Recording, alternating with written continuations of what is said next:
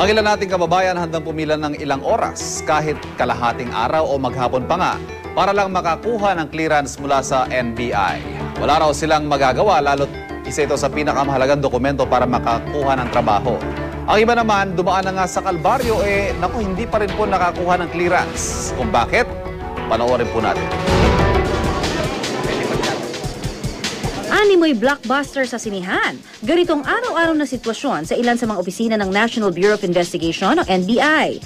Ang mga kumukuha kasi ng NBI clearance tila hindi nauubos. Tinitiis nila ang init, pagod at paghihintay sa mahabang pila para makuha ang isa sa mga importanteng requirements sa mga mag-a-apply ng trabaho. Ang 26 anyos sa si Joy Ann, minsan na raw naranasan ang kalbaryong kaakibat ng pagkuha ng NBI clearance. Kalahating araw daw siyang pumila, pero sa kabila nito, bigo pa rin siyang makakuha ng inaasam na dokumento. February, kumuha ko ng NBI. Tapos sa may Quezon City Hall, grabe, naghintay ako pumunta ako doon ng umaga, kalahating araw ako doon.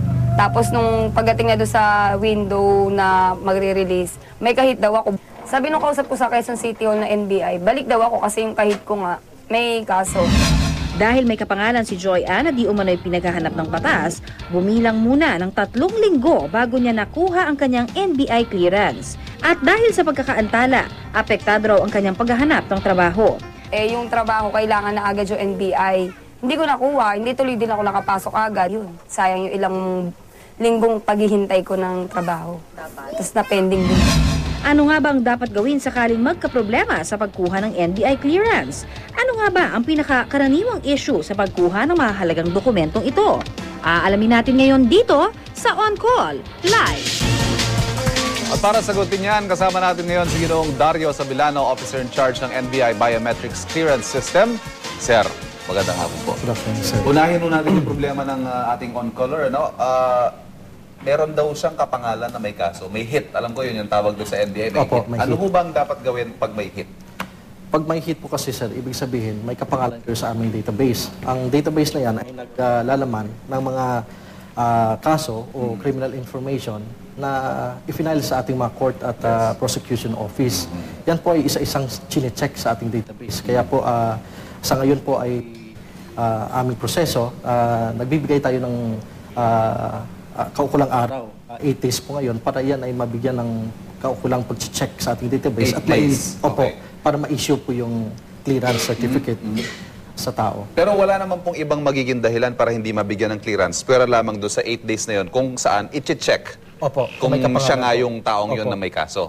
Opo. Pero pag wala po, bibigyan siya ng Release po yan. clearance. Kasi ang clearance po ay para po sa criminal check ito. So hindi natin i-release yung clearance kapag may kaso yung tao. Sir, 8 days 8 Opo, days lang 8 days talaga. po yun. No more, no less. 8 days. Opo, sir. Pwede Okay. po yun. Ang isa pa hong karaniwang reklamo ng mga kababayan natin, yung pila daw ho.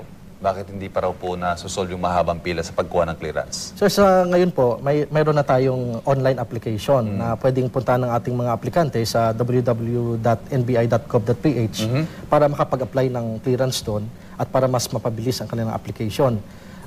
Sa ngayon din ay tuloy-tuloy ang pagkipag-usap ng NBI sa mga local government units para madagdagan ang ating mga clearance centers na kung saan ay pwedeng mag-apply yung ating mga kababayan.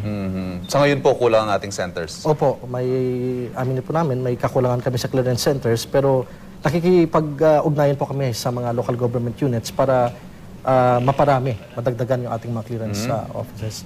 Panghuli na lang po sa mga napipikon, sa mahabang pila. Baka may mensayo kayo sa mga kababayan natin. Pwede po kayong mag-apply ulitin ko po, mag-apply via web, no? Bisitahin po ninyo yung aming website www.nbi.gov.ph. May link po doon para mag-apply ng clearance. At pwede rin kayong pag may mga reklamo kayo or mga queries pa, pwede kayong mag-email sa nbiclearance@nbi.gov.ph at tumawag sa aming FAQ hotline sa 0917-563-8053. May sasagot po dyan, ha?